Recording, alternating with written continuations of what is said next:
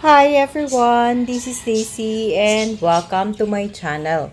Please do not forget to like, share, and subscribe. So there are 3 pots of cactus here in my working table.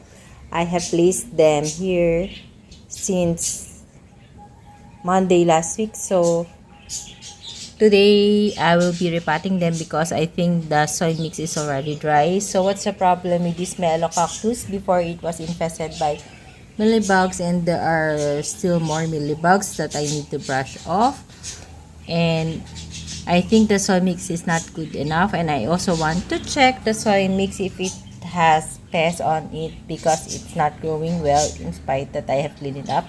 So this is the seed pot of the melocactus. So whenever I got this seed pot, I just put it in this pot. So it's my propagation.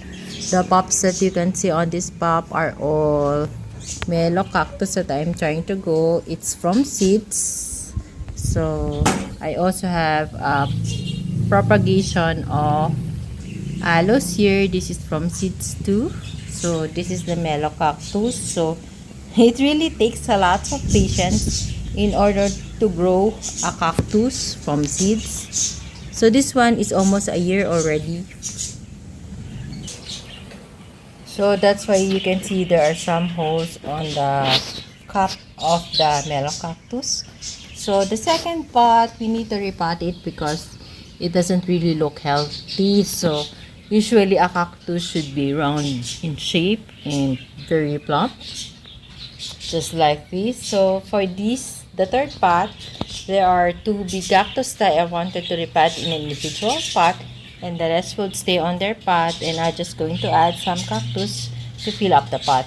So that's, and for the soil mix, by the way, that I'll be using, so this is the soil mix. It's already reused. I dried it up under the sun. So it is composed of 50% loam soil and 50% pumice stone, which is mongo in size. So the loam soil is already composed of garden soil, vermicast, carbonized rice hull, and rice hull. So this is the soil mix that I use for cactus, succulents that I have here in my garden.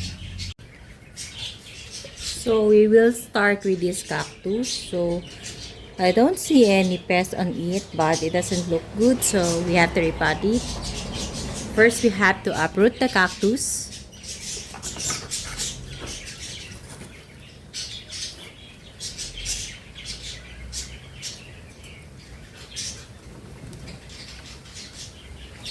It has roots, but it doesn't grow well. I don't know why. So it also have babies.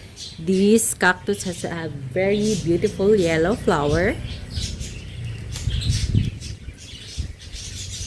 And there's one offset.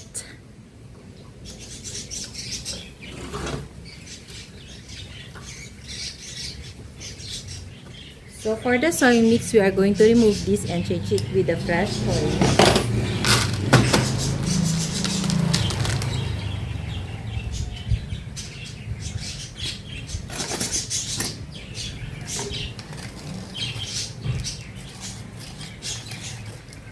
So when you're repotting your cactus, make sure there's enough holes so that the water will escape whenever you water them. So I think what's wrong with the soil mix, that's why it's not growing. It's so much gritty. Doesn't get any nutrients anymore.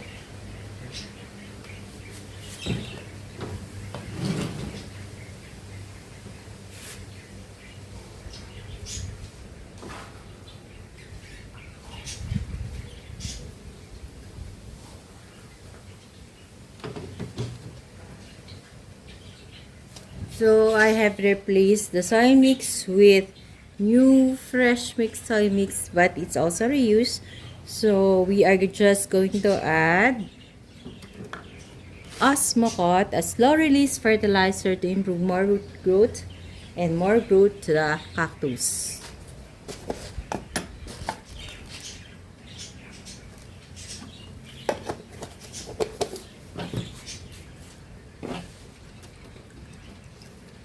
But I wanted to brush off the excess soil in the roots to check So as I can see, some of the roots dried up already.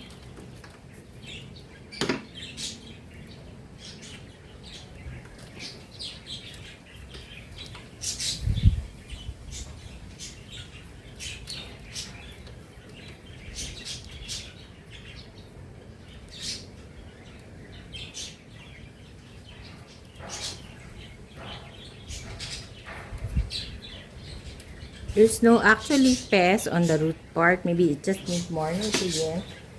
So we can just put it back and pot it again.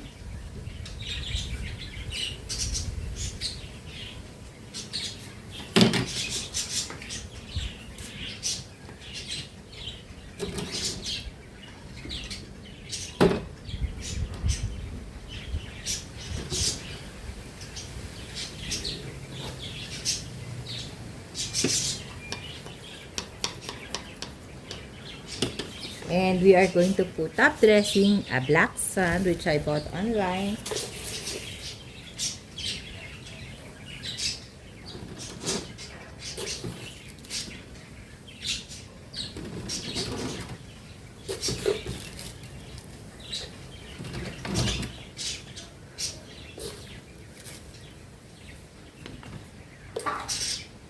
And as I assess this cactus, I think it's also dehydrated, and I'm going to spray alcohol. This is isopropyl alcohol, for those who are asking what I keep on spraying on my cactus and succulent. So it's an alcohol to disinfect the plants, to make sure that no pest is living in between the ribs.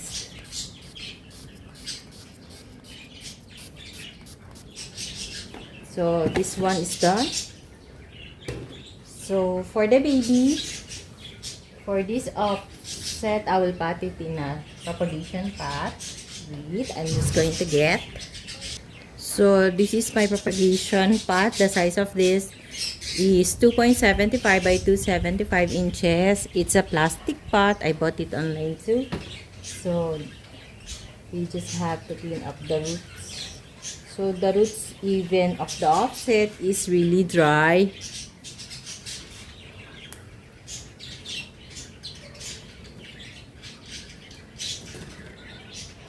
So it will look like this.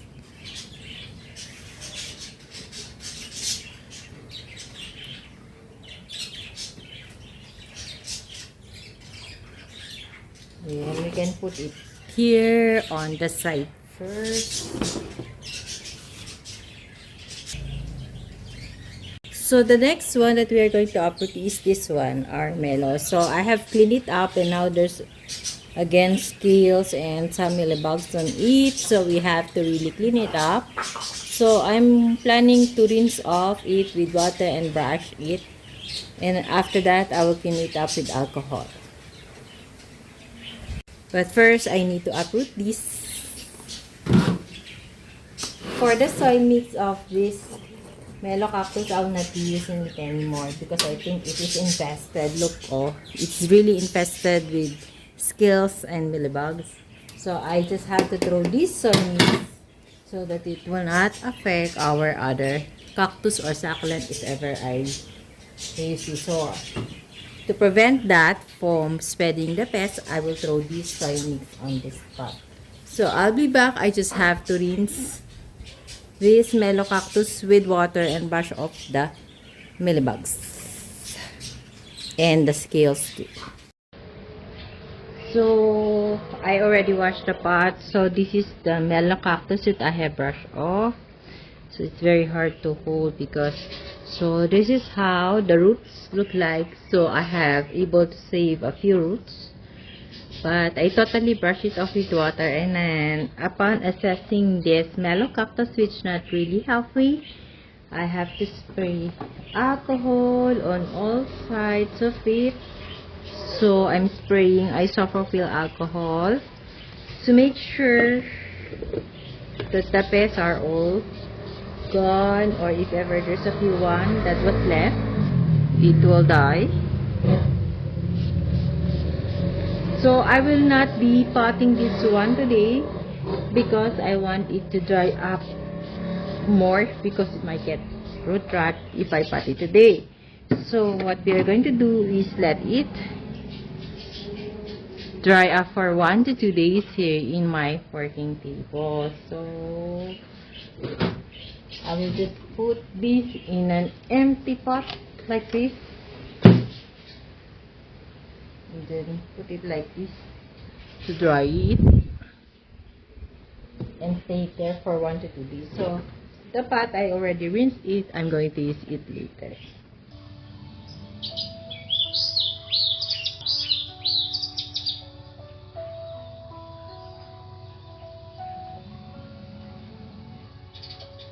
So for this one, I'll be potting it here. It's a use pot too.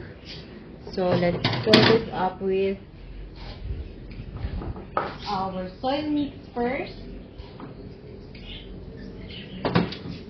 This is our soil mix, and we need to add Osmocot, a slow release fertilizer. So we have to uproot first.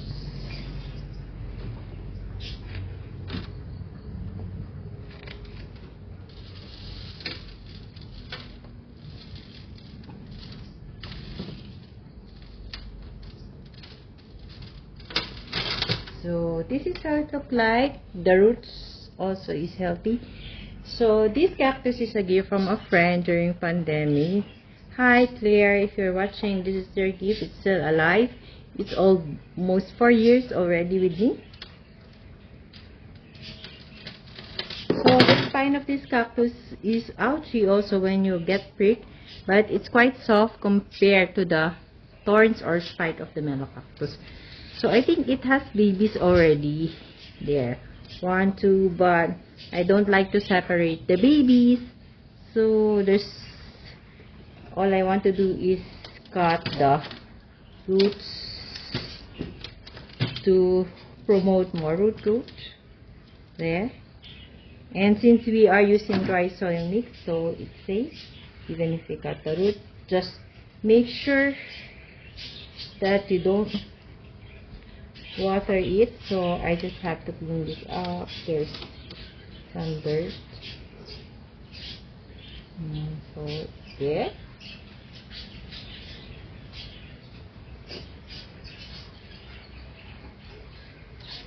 So when you're potting your cactus, make sure that the fruit part is covered with soil, and of course the cactus should be level to the mouth of the pot.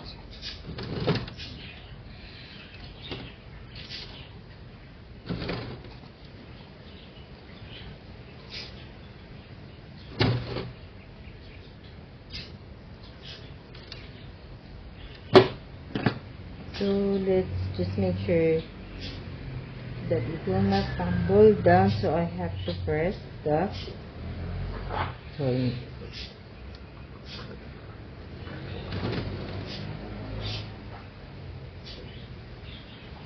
So look nice on this pot. So let's just top it with our black sand.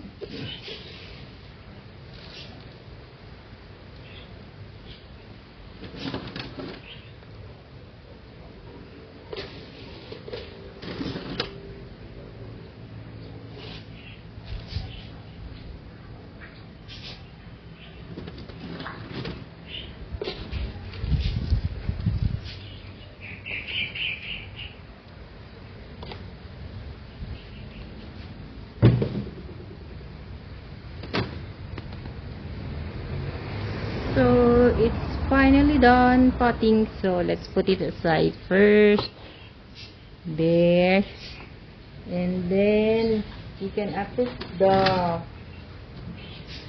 I think we have to uproot the small one first, so it's easy for us to uproot the big one.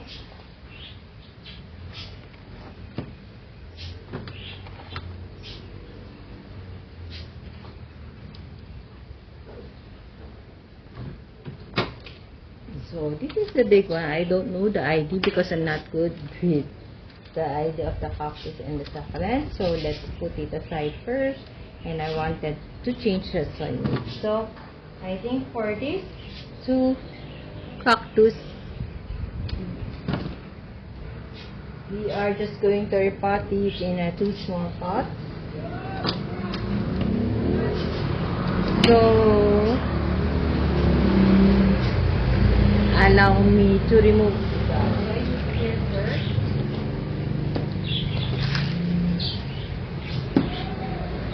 So this is how it looks like, and let me fill it up with the nutrients.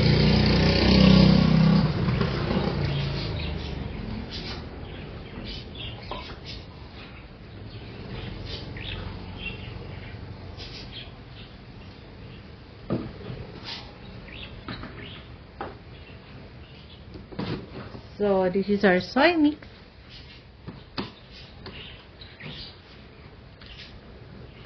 Let's add osmocot.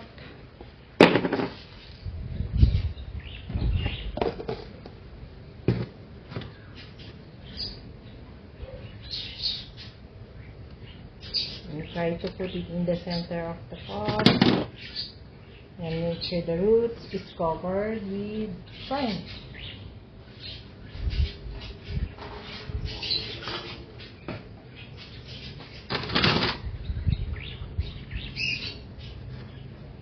The thorns or the spike of this cactus, when it really goes to your finger or to your skin, there's a problem with this little pot. It's turning to black. It's mushy, so we have to throw this.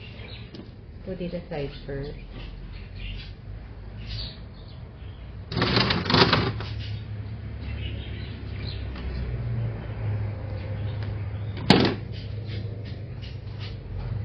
So for me, I'm used of not using gloves when potting my cactus because it's much easier for me and convenient.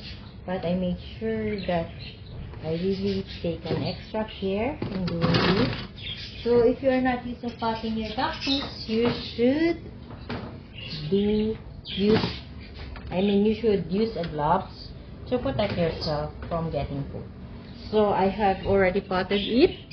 It really looks nice, and now it will have more space for growth.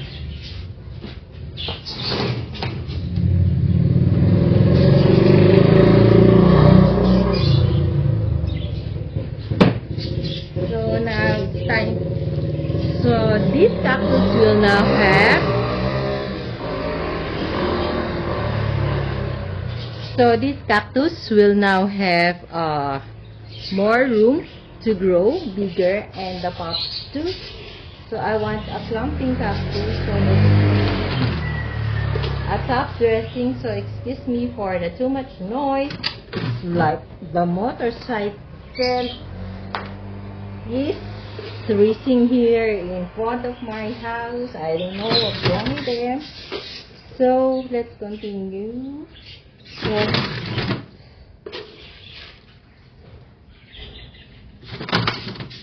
Okay, done. So for the 2 small cactus, I will be potting it here. So it has a hole, it has a mesh tape on it. I just have to fill it up with my soy mix. So I have already filled it up. Here it is, the 2 pots. So we just have to put a little bit of our osmocot.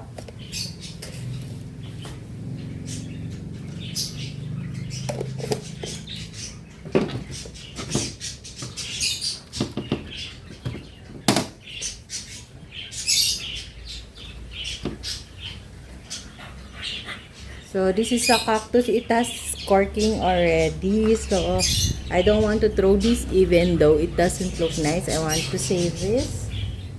So let's just have to remove some of the soil mix. And so we can check the root part. If it's still okay. So it's still okay.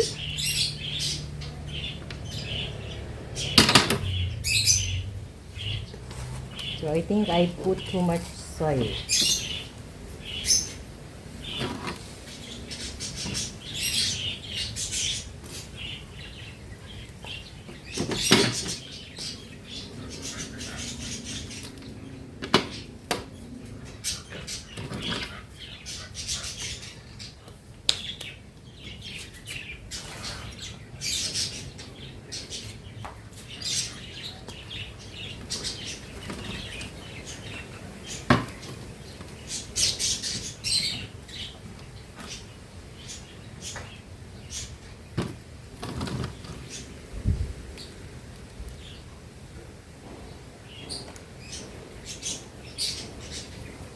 So your cactus when repotting has a little bit dirt on the top because of uprooting them. You just have to brush it off using a soft brush.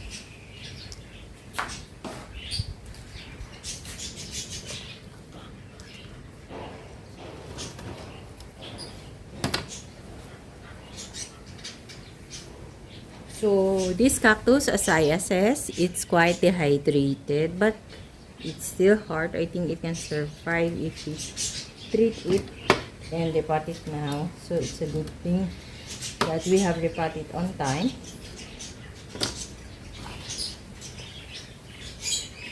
So we're done. We have just to put top dressing. So for you who are interested to know where do I buy this black pen, I will just put the seller's information. I bought it online in a Lazada store. It's not that expensive. The price is quite right.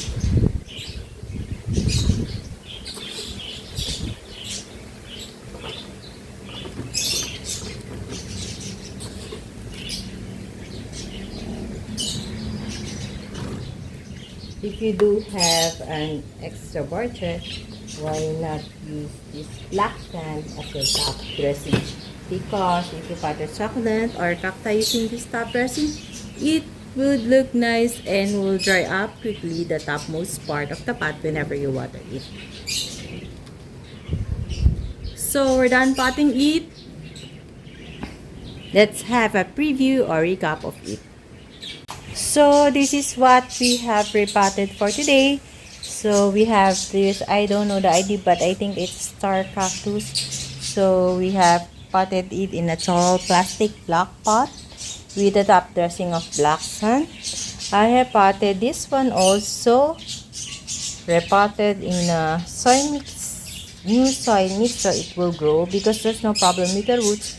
There's no any pest, so maybe it lacks nutrients on the soil mix. So these are the two small cactus that we have repotted, and this is the baby or the offset of this cactus, and this is our mellow cactus which we have not repotted today because I want it to dry more for 1 to 2 days.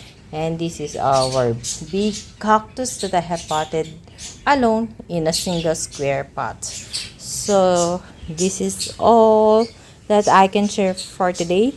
I hope you like my sharing and learned something new from what I shared today. So thank you for watching. Please do not forget to subscribe. If you do like my video, hit the like button. And if you are interested and you know somebody who are interested in this kind of video, kindly share my video to your family, friends, and relatives. Thank you for watching. See you on my next vlog on Friday. If I'm not busy, I'll be preparing a vlog for you. But if I'm busy, see you on Monday. So that's all. God bless us all. Happy gardening, everyone. God bless us all. Bye. See you on my next vlog.